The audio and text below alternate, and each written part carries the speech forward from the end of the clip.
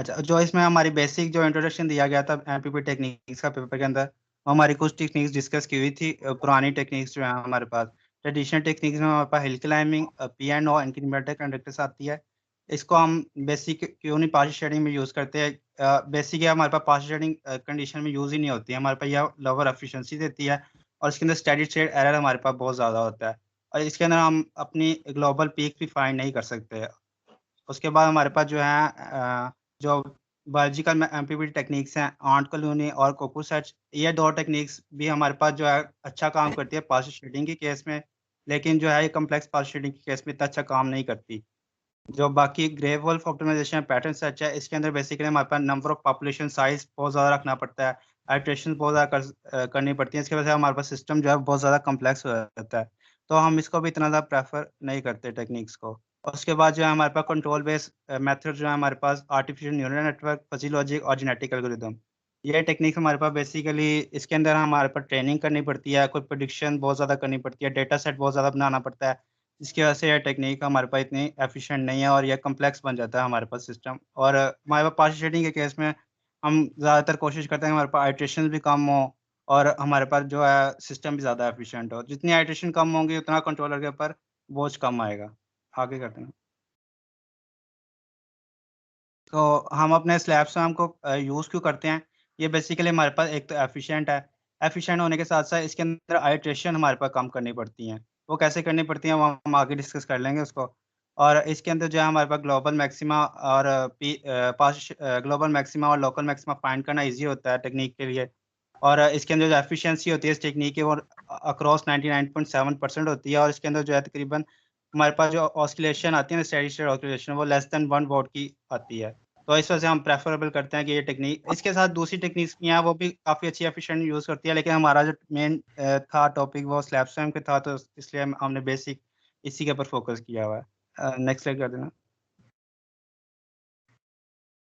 Next slide. हो गई अच्छा, है। अब जो हमारा टिपिकल पीवी सिस्टम हमारा क्या है, ये हमारे पास शो करवाया हुआ है कि पार्शियल शेडिंग केसेस में ये हमारे पास कुछ चीज़ें, ये पीवी सिस्टम दिखाया हुआ है जिसमें कुछ शेडिड है और कुछ बहुत ज़्यादा शेडिड है, कुछ नहीं शेडिड। और उसके आगे हमारा कन्वर्टर लगा हुआ है, बूस्ट कन्वर्टर लगा हुआ है, और बूस्ट कन्वर्टर हमारे पास इनपुट ले रहा है, एक तो पीवी सिस्टम से और दूसरा जो कंट्रोलर से इनपुट ले रहा है। कंट्रोलर के अंदर हमने अपना स्लैब स्वैम लगाया हुआ है ऑप्टिमाइजेशन, उससे एक पीडब्ल्यूएम बनेगी, पीडब्ल्यूएम हमारे पास बूस्ट कन्वर्टर को जाएगी, बूस्ट कन्वर्टर से आगे हमारे पास लोड और बैटरी लगी हुई है, जो हमारे पास एक टिपिकल पीवी सिस्टम को शो कर रही है। नेक्स्ट में। अच्छा, अब पीवी अरे मॉडल हमारे पास, ये प्रैक्टिकल अरे मॉडल शो करवाया था पेपर के अंदर, ये हमने क्लास में बेसिकली डिस्कस कर दिया हुआ है। इसके अंदर बेसिक हमारे पास वही है कि आईपीवी का मॉडल जो है वो हमने डिस्कस किया हुआ और रेडियस का इफेक्ट इसके अंदर डाला हुआ है ताकि इसकी एफिशिएंसी बेहतर हो सके। नेक्स्ट स्लाइड में। नेक्स्ट स्लाइड करते हैं।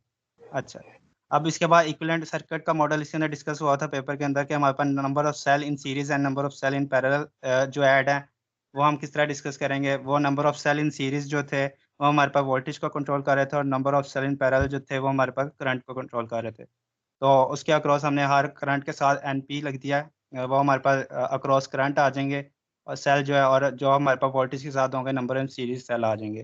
तो इसी तरह इसके फाइनल मॉडल हम डिस्कस कर दिया, आई पीवी अरे बना दिया, पीवी वी पीवी अरे का साथ डिस्कस कर दिया। बाकी सारी इसकी कैलकुलेशंस हैं, ये कैसे कैलकुलेट हुआ इसका मॉडल, इक्विवेलेंट मॉडल, ये सारी इसकी कैलकुलेशन किया है, ये हमने क्लास में भी बेसिक डिस्कस कर दिया हुआ है, पेपर के अंदर भी इसके था कैलकुलेशन कैसे डिस्कस होनी थी।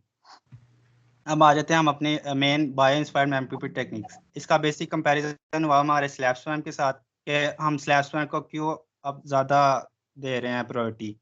तो बेसिक ये 5 टेक्निक्स डिस्कस हुई थी बायो इंस्पायर्ड की, partial swarm optimization, gravitation search algorithm, cuckoo search, artificial bee colony और ड्रैगनफ्लाई ऑप्टिमाइजेशन।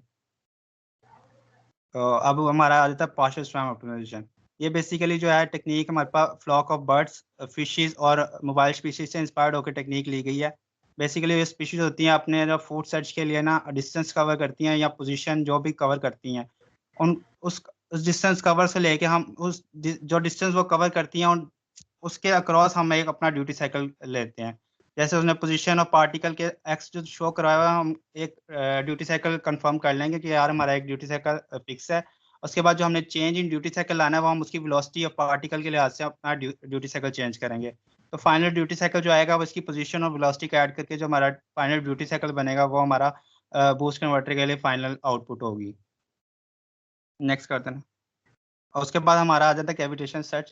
कैविटेशन सर्च को हम प्रायोरिटी देते हैं पैटर्न सर्च के ऊपर। उसकी वजह हमारे पास ये है कि उसके अंदर पैटर्न सर्च के अंदर हमारे पास रैंडम ऑसिलेशन आती है कि हमारे पास ग्लोबल मैक्सिमम फाइंड तो होता है लेकिन हमारे पास इतना कोई एफिशिएंट नहीं होता और इसकी पावर लॉसेस बहुत ज़्यादा आ रहे होते हैं।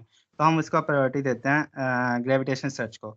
और इसके अंदर हमारे पास इफेक्ट आया था कि हम एक लॉ यूज़ करते हैं ग्रेविटेशन लॉ, और उसके अंदर फोर्स और एक्सीलरेशन यूज़ होती है। एक्सीलरेशन और फोर्स के इफेक्ट से लेके हम अपना ड्यूटी साइकिल बनाते हैं। नेक्स्ट स्लाइड पर देना। तो हमारे वेलोसिटी और पोजीशन कोई सेम केसेस जो हम पैटर्न सर्च में करेंगे, लेकिन इसके अंदर इफेक्ट इस चीज़ का ऐड हो गया फोर्स और एक्सीलरेशन का। फोर्स और एक्सीलरेशन से वो सारी कैलकुलेशन करेंगे एल्गोरिथम की, और उससे हमारे पास फाइनल ड्यूटी साइकिल आ जाएगा।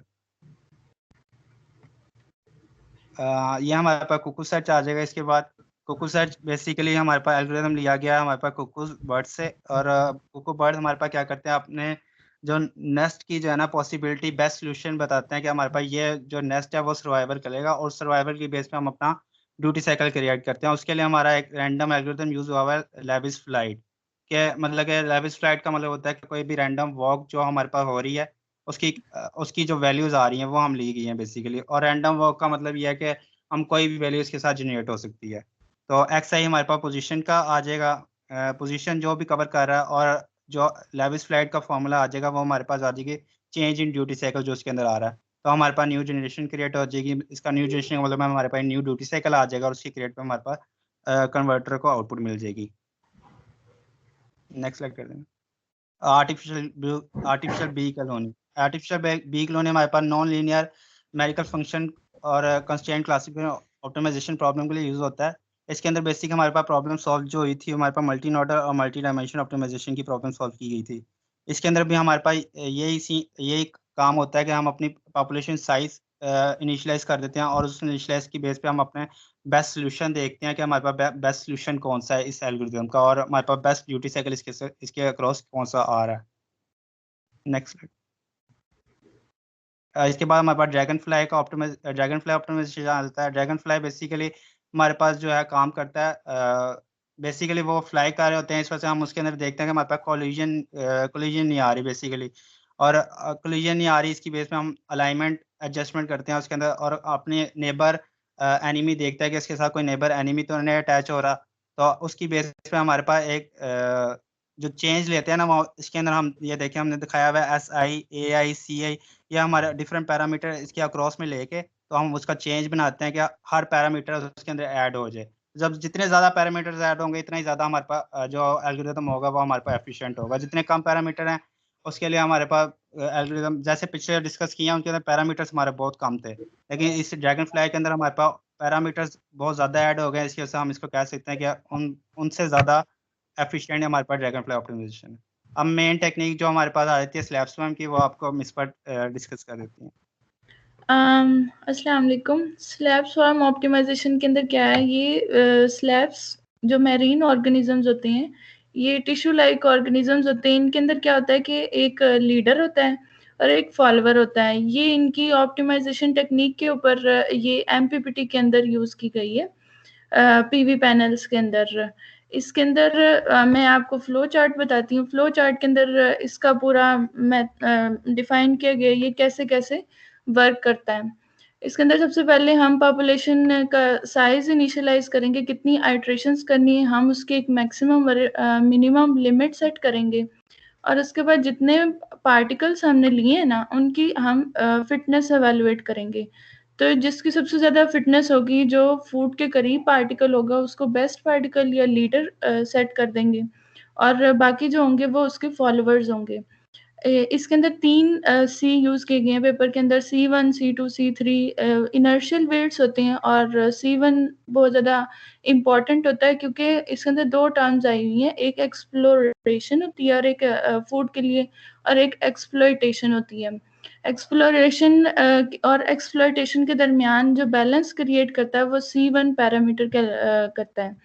एक्सप्लोरेशन होती है हमारा जो पैनल के अंदर अगर हम लें तो, या फूड के अंदर अगर हम लें तो, जो हमारा फूड है उसको सर्च करने का कहते हैं एक्सप्लोरेशन, और एक्सप्लोइटेशन जितने हमारे रिसोर्सेज हैं उनको बेहतर तरीके से यूज़ करना एक्सप्लोइटेशन हो गया। और फिर इसके बाद हम सीज को अपडेट करते हैं, जिससे आई जो है ये पार्टिकल के डिनोट करता है, और जे उसकी डायरेक्शन होती है, यानी कि उसने पैनल के अंदर कह ले ग्लोबल मैक्सिमम हमारा पीछे है तो वो नेगेटिव डायरेक्शन में जाएगा, पॉजिटिव डायरेक्शन में जाएगा। अब इसके बाद क्या होता है, अपडेट हो गई दोनों की पोजीशन, फॉलोअर की भी और जो है लीडर की भी। उसके बाद आइट्रेशन शुरू की जाती हैं। आइट्रेशन उस वक्त तक चलती रहती हैं जब तक मैक्सिमम आइट्रेशन को नहीं वो पहुंच जाता, या उसका ग्लोबल मैक्सिमम जो है वो रीच नहीं हो जाता। ये इसके अंदर एक और चीज़ बताई हुई कि अगर वेदर कंडीशंस हमारे पास चेंज हो जाती हैं तो हमने एक एफिशिएंसी की लिमिट सेट की हुई है, वो उससे बेहतर रहती है तो ये एल्गोरिदम चलता रहता है, और अगर नहीं होती तो दोबारा से इसको स्टार्ट करते हैं। ये इसका फ्लो चार्ट है। इसी फ्लो चार्ट की बेस पे मैं आपको दिखाती हूँ। ये जो है ये इसको पिक्टोरियल वे में, आप कह लें पिक्टोरियल वे में डिफाइन किया गया है। ये हमारी एक पीवी कर्व है। इसके अंदर ये आपको नजर आ रहा है, ये ग्लोबल मैक्सिमा है, और ये डिफरेंट, ये लोकल मैक्सिमा आ गया, ये लोकल मैक्सिमा आ गया। एल्गोरिदम हमारा स्टार्ट हुआ है, और उसके बाद ये नंबर ऑफ आइट्रेशंस स्टार्ट हुई हैं, ये कन्वर्ज करना शुरू कर गया है। ये पीछे की तरफ आ रही है नेगेटिव डायरेक्शन में, और ये पॉजिटिव डायरेक्शन में जा रहा है, और ये करते करते ग्लोबल मैक्सिमा को रीच कर गया। अब जैसे मैं आपको बता रही थी, इनकी पोजीशंस हम सेट करते हैं। ये फॉर्मूला है, ये पोजीशन का फॉर्मूला है। यहाँ पे ये एफ जो है हमारे पास डिनोट कर रहा है, ये फूड की पोजीशन है, ये अपर बाउंड, लोअर बाउंड, ये सारा काम, ये सारी चीजें हमने जब इनिशियलाइजेशन करेंगे उस वक्त हमने ये सेट कर लेनी है। ठीक है। और फिर उसके बाद ये जैसे मैंने बताया था, C1 बहुत इंपॉर्टेंट पैरामीटर होता है। ये एक्सप्लॉयटेशन और एक्सप्लोरेशन के दरमियान बैलेंस बनाता है। और फिर इसके बाद ये इनकी पोजीशन सेट की जाती हैं, ये इनिशियल वेलोसिटी होती है। और फिर इसके बाद आ जाता है ट्रैकिंग किस तरह से करनी है हमने। ये तो सारा उसका एल्गोरिदम रन हो रहा था, और अब आगे फाइनल ट्रैकिंग बताई हुई है। ये हमारे पास इसके ऑसिलेशंस आ रही हैं पावर की। ये इनके मुताबिक ये पावर की ऑसिलेशंस हैं, और ये आउटपुट वोल्टेज कर्व है। ये देखें यहाँ पे ये ग्लोबल मैक्सिमा पे सेट हो गई है। ये कैसे सेट हुई है, हमने 4 जो है ना इनिशियलाइजेशन की पॉपुलेशन का साइज सेट किया, 4 हमने पॉइंट्स ले लिए, P1 P2 P3। अब उसके बाद पॉइंट्स लेके अगला काम जो करते हैं वो फिटनेस कैलकुलेट की जाती है, इनकी फिटनेस कैलकुलेट की, और P2 को हमें पेपर में बताया गया कि P2 की बेस्ट फिटनेस इसको लीडर कह दिया गया है। और ये इसके मुताबिक P1 P2 P3 P4 की आइट्रेशंस के मुताबिक ये सेट किया गया है। वोल्टेज की कर्व आ रही है हमारे पास। फिर अगली चीज जो हमें यहाँ पे बताई हुई है कि 40-50 मिली सेकेंड के ऊपर जब जंप करती है, ये देखें यहाँ पे ये सडन चेंज आ रहा है, ये यहाँ से यहाँ पे चली गई है। तो वो इस चीज से भी बचा जाता है कि ये ना सडन चेंज अगर आया तो वो लोकल मैक्सिमा पे ना सेट करते, बल्कि इसको अपने ग्लोबल मैक्सिमा की तरफ जाना होता है, ग्लोबल मैक्सिमा पे सेट होता है। और फिर बताया गया कि 140 विद इन 140 मिली सेकेंड के अंदर ग्लोबल मैक्सिमा पे सेट हो गया, बहुत कम इसका सेटलिंग टाइम है। आगे रिजल्ट्स आ जाते हैं। रिजल्ट्स के अंदर हमारे पास 6 केसेस डिस्कस किए गए हैं। सबसे पहले तो फास्ट वेरिंग ग्रेडियंट्स है, फिर 2 पार्शियल शेडिंग के केसेस हैं, 2 कॉम्प्लेक्स शेडिंग के केसेस हैं, कॉम्प्लेक्स पार्शियल शेडिंग के, और फिर एक फील्ड का डाटा लिया गया, हमें चाइना के एक सिटी का डाटा लिया गया है। ये सबसे पहले दिखाया हुआ है, पीवी कर्व दी हुई है पार्शियल शेडिंग की। और आगे अब हम चलते हैं फास्ट वेरिंग, ये पार्शियल शेडिंग है, और ये कॉम्प्लेक्स पार्शियल शेडिंग है। ये इसके अंदर ये ग्लोबल लोकल मैक्सिमाज आ रहे हैं। तो ये बताया हुआ कि जब कॉम्प्लेक्स पार्शियल शेडिंग कब होती है, जब हम सीरीज के अंदर काफी सारे पैनल्स लगा दें और उनके अंदर वो डिफरेंट पीक्स दें, काफी सारे लोकल मैक्सिमाज बन जाएं, ये लोकल मैक्सिमाज बन गए तो ये क्लस्टर बन जाते हैं। ये कॉम्प्लेक्स पार्शियल शेडिंग होती है, जबकि ये वाला काम यहाँ पे नहीं हो रहा। और फिर इसके बाद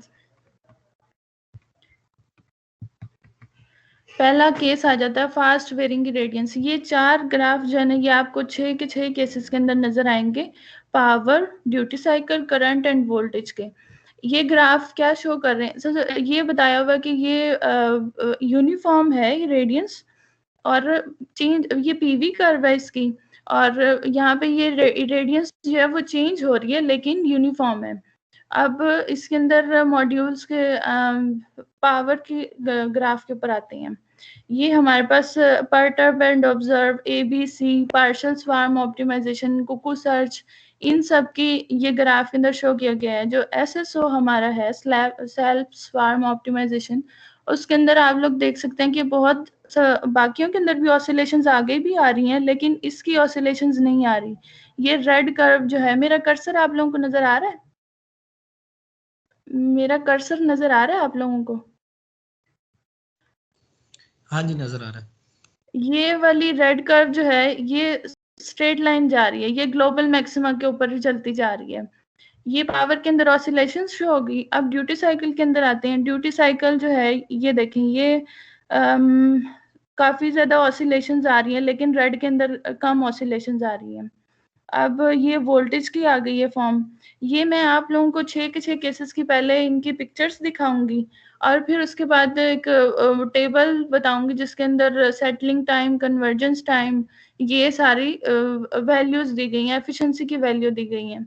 ये करंट और पावर की देख लें आप। पार्शियल शेडिंग का केस आ गया, इसके अंदर भी वही काम हो रहा है सर, कि भाई रेड वाली जो है सेल्फ स्वार्म ऑप्टिमाइजेशन की, ये बेहतर दिखाई गई है, ये देखें आप। और यहाँ पे ये पावर की दिखाई गई है, ये वोल्टेज की थी, और ये ड्यूटी साइकिल की है। मेरा ख्याल है अब ये पार्शियल इनको गुजारती हूँ और उस टेबल पे चलते हैं। ये कॉम्प्लेक्स पार्शियल शेडिंग के अंदर आ गई है। सबसे बेहतर जो है पावर के अंदर आपको SSO की नजर आ रही है सबसे अच्छे तरीके से, यानी कि सेल्फ स्वार्म ऑप्टिमाइजेशन इसको कॉम्प्लेक्स पार्शियल शेडिंग को डील कर रहा है। अब ये फील्ड का डाटा था चाइना की एक सिटी का, हांगकांग का, हमने यूज किया पेपर के अंदर और वहां से इसकी कैलकुलेशंस की हैं।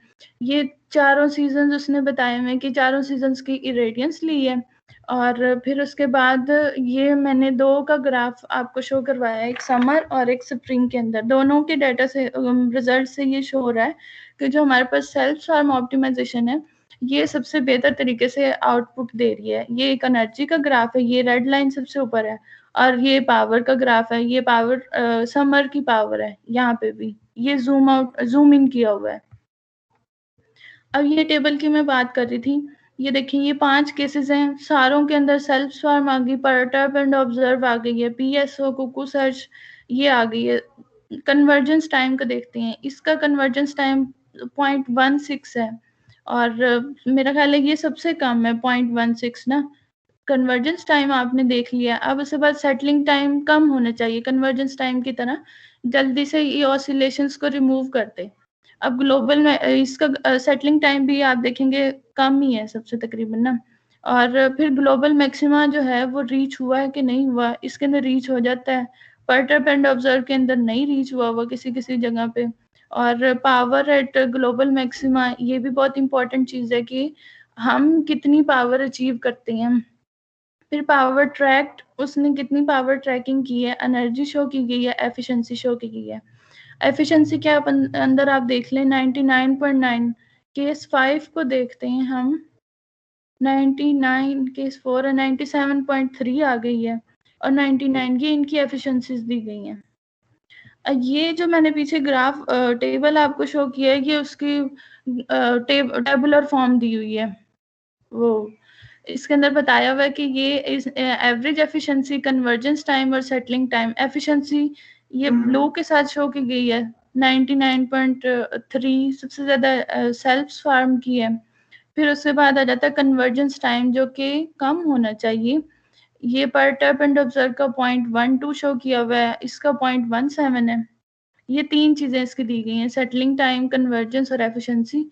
फिर इसके बाद अगला जो चीज पेपर में शो की गई थी कि statistical analysis of the proposed MPPT technique. इसके अंदर 2 एरर शो किए गए हैं, एक रिलेटिव एरर है और एक मीन एब्सोल्यूट एरर है। ये उनके फॉर्मूलाज हमें बताए गए हैं कि ये कैलकुलेट किस तरह से होते हैं, परसेंटेज के अंदर आ गए हैं।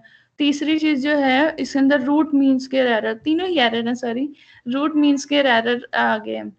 अब ये मैंने तीनों के ग्राफ आप लोगों को शो करवाए हैं, दो आगे आएंगे, average MAE, average mean absolute error, ठीक है। और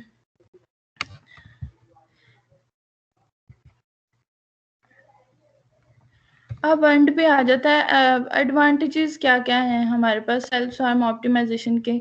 इसके अंदर एक चीज जो थी मेरा ख्याल है उसके अंदर ग्राफ के अंदर नहीं शो की थी, जो इसका फ्लो चार्ट था उसमें नहीं थी, कि अगर हमने एक और चीज इसके अंदर होती है कि अगर हमने किसी रीजन को सर्च कर लिया है तो हम उसका P पावर एक PN और PX हमें पेपर में शो की गई थी, 2 पावर्स थी, तो उनका कंपैरिजन भी करते हैं। यानी कि एक रीजन हमने सर्च कर लिया तो उसको दोबारा से नहीं सर्च करते। एक तो ये होता है इसका बेनिफिट। और फिर ये सिंपल इम्प्लीमेंटेशन होती है, बहुत ज़्यादा लंबा एल्गोरिदम नहीं है। और फिर इसके बाद इफेक्टिवली ट्रैक करता है ग्लोबल मैक्सिमा को, और जितने भी 5 केसेस शो करवाए थे, पांचों के अंदर ग्लोबल मैक्सिमा को ट्रैक कर रहा था। कॉम्प्लेक्स पार्शियल शेडिंग को, जहाँ पे काफी सारे एल्गोरिदम फेल हो जाते हैं, वहां पे भी ये बेहतर तरीके से वर्क करता है। और जो है ये लीडर और फॉलोअर्स का बेहतर वाला एल्गोरिदम यूज करते हैं। ये इसके कुछ ऐसा सो फिर बताया हुआ है कि ये यूनी मॉडल, मल्टी मॉडल और कंपोजिट मैथमेटिकल मॉडल तीनों चीजों में यूज हो जाता है। जी सर, यही थी प्रेजेंटेशन, थैंक यू।